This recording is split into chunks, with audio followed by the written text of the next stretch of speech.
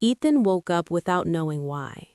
No nightmare, no sound, just a sudden sharp pull, as if something had yanked him out of sleep. The room was dark except for the faint glow of the streetlight outside. His clock blinked, 3:12 a.m. He rubbed his eyes, and that's when he realized he wasn't lying on his bed. He was sitting, upright, in the wooden chair across the room. His breathing stopped. His heart slammed against his ribs. Because on the bed, under his blanket, with his exact hair, the same breathing pattern, Ethan was still sleeping. His own body, right there, peacefully, calmly, like he had never left it. And the version of him sitting in the chair whispered without moving its lips, "Don't wake him up." Ethan froze. The voice hadn't come from his mouth. It hadn't come from the room either. It felt like it had been placed inside his skull, quiet, cold, and perfectly clear. "Don't wake him up." Ethan tried to stand, but his legs wouldn't move. His fingers wouldn't twitch. He couldn't even blink. He was trapped inside the version of himself sitting in the chair, a prisoner behind his own eyes. His heartbeat sped up, and instantly the sleeping Ethan on the bed mirrored the rhythm. Fast, then faster, then painfully fast. The one in the chair, the one Ethan was trapped in, spoke again. "If he wakes up, you disappear." The sleeping Ethan on the bed suddenly rolled toward the edge of the bed, closer to waking. Ethan felt panic rising in both bodies at once. The chair Ethan whispered, "You have one chance to stay real." Then the bedroom door slowly began to open. The door creaked open inch by inch, but no footsteps entered, just breathing. Slow, heavy, and way too close. Ethan tried to turn his trapped head toward the sound, but the body he was stuck in wouldn't move. The sleeping Ethan on the bed twitched again, mumbling something Ethan couldn't make out. The air in the room shifted, like a pressure drop before a storm. Then a hand, long, pale, and unmistakably human, wrapped around the edge of the door. But it wasn't his hand, and it definitely wasn't hers. The breathing grew louder. The hand pulled the door wider, and what stepped in wasn't a person at all. It was him, another Ethan. Same face, same clothes, same everything. Except for one thing.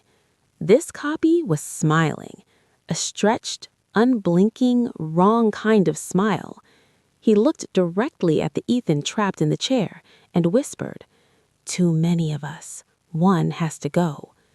The sleeping Ethan on the bed suddenly jolted like he was about to wake up, and the smiling copy took a step forward. The smiling Ethan stepped fully into the room, bare feet silent on the wooden floor.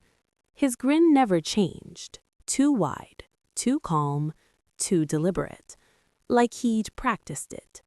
He glanced at the sleeping Ethan on the bed, then at the Ethan trapped in the chair, and finally whispered, "Only one of you is dreaming."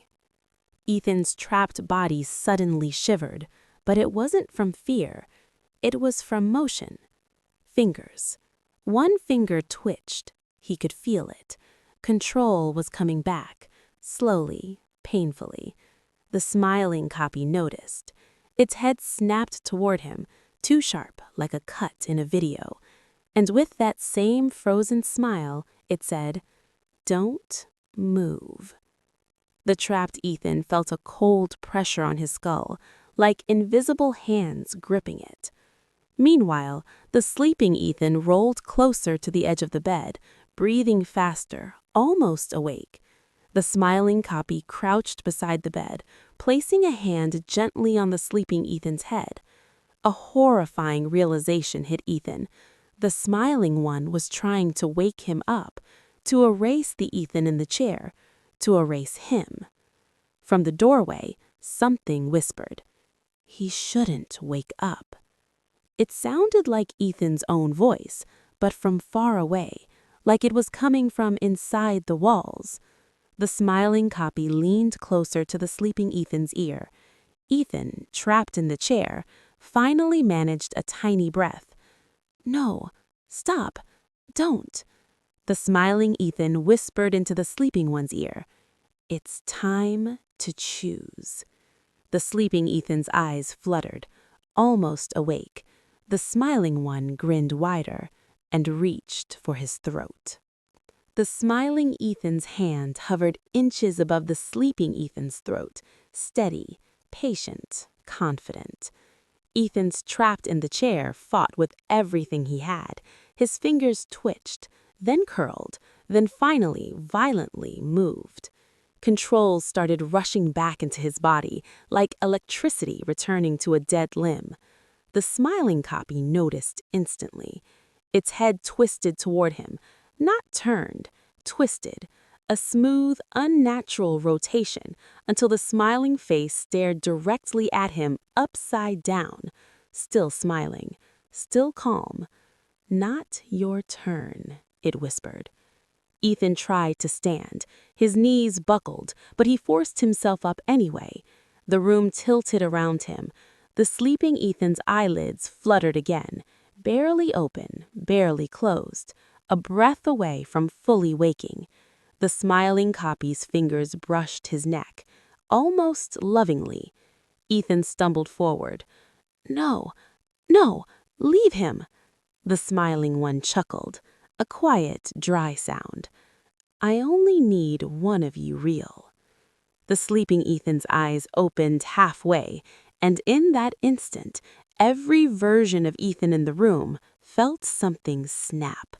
The walls pulsed, the lights flickered, shadows stretched like rubber bands.